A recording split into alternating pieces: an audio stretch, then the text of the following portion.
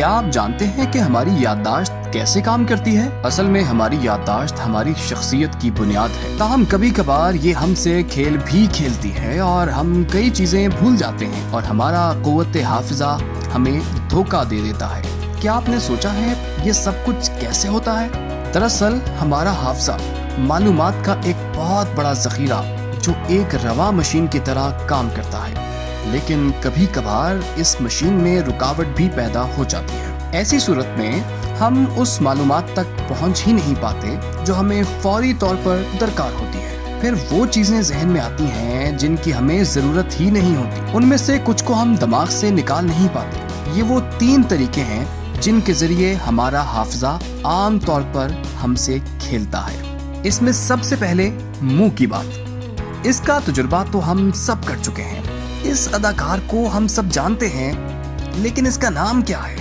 کبھی کبھی کوئی نام ہماری زبان پر تو ہوتا ہے مگر ذہن میں نہیں آتا۔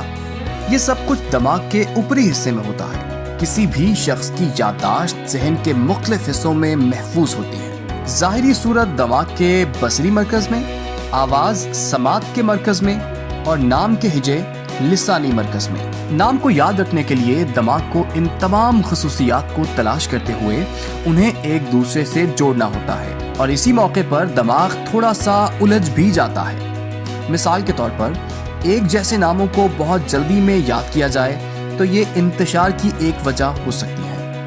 تو ایسی صورت میں کیا کیا جائے؟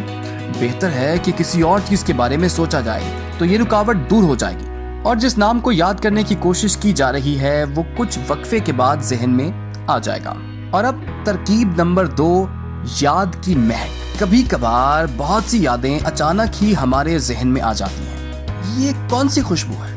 1 منٹ، کیا نام تھا اس کا؟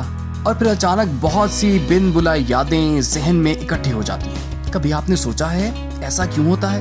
اسے سمجھنا مشکل نہیں۔ سونگھنے کی وہ واحد حصہ ہے جو دماغ کے جذباتی مرکز سے براہ راست منسلک ہوتی ہے، اسے آرمگڈالا کہتے ہیں۔ ہپو کیمپس سے بھی اس کا تعلق ہوتا ہے۔ یہ دماغ کا وہ حصہ ہے جہاں یادیں وجود میں آتی ہیں۔ خوشبو اور ان سے جڑی یادیں اسی وجہ سے ہمارے حافظے میں بہت اچھی طرح سے محفوظ ہوتی ہیں۔ اب باری آتی ہے ترکیب نمبر 3 کی، جو کہ ہے بار بار ذہن میں آنے والی بات۔ اگر کوئی یاد ہمارے ذہن سے نکل ہی نہ رہی ہو تو یہ چیز بہت بے چین کر دیتی ہے۔ مثال کے طور پر کوئی مخصوص گیت، اکثر اس وقت کوئی دلکش دھن ہمارے ذہن میں آتی ہے جب ہم کوئی کام کر رہے ہوتے ہیں۔ اس موقع پر ہماری ورکنگ میموری میں کچھ جگہ بچی ہوتی ہے۔ خود کو بور ہونے سے بچانے کے لیے دماغ اپنی آرکائیو میں چیزیں تلاش کرتا ہے۔ ایسے میں اسے کوئی ایسا گیت مل جاتا ہے جو ہمیں پسند ہو یا سخت ناپسند۔ بالکل ایک ریکارڈ پلیئر کی طرح ہمارا دماغ بھی اس گیت کو بجانے لگتا ہے اور ہم اسے اپنے ذہن میں سنتے ہیں۔ اس طرح ہمارا ذہن متحرک ہوتے ہوئے ہمیں گنگنانے پر مجبور کر دیتا ہے۔ اس موقع پر ایک لا ختم ہونے والا سلسلہ شروع ہوتا ہے۔ آپ کی گائیکی آپ کو اندرونی طور پر گیت سننے کی جانب لے جاتی ہے۔ اس طرح آپ مزید گنگنانے لگتے ہیں۔ لیکن اس کا حل کیا ہے؟ محققین تجویز کرتے ہیں کہ اس گیت کو ایک مرتبہ پورا سنا جائے اور پھر اس یاد کو اپنی ذہن کی آرکائیو میں سب سے نیچے دفن کر دیا جائے۔ اگر آپ کو یہ ویڈیو پسند آئی ہے تو ہمارا چینل سبسکرائب کریں اور بیل آئیکن کو پریس کریں۔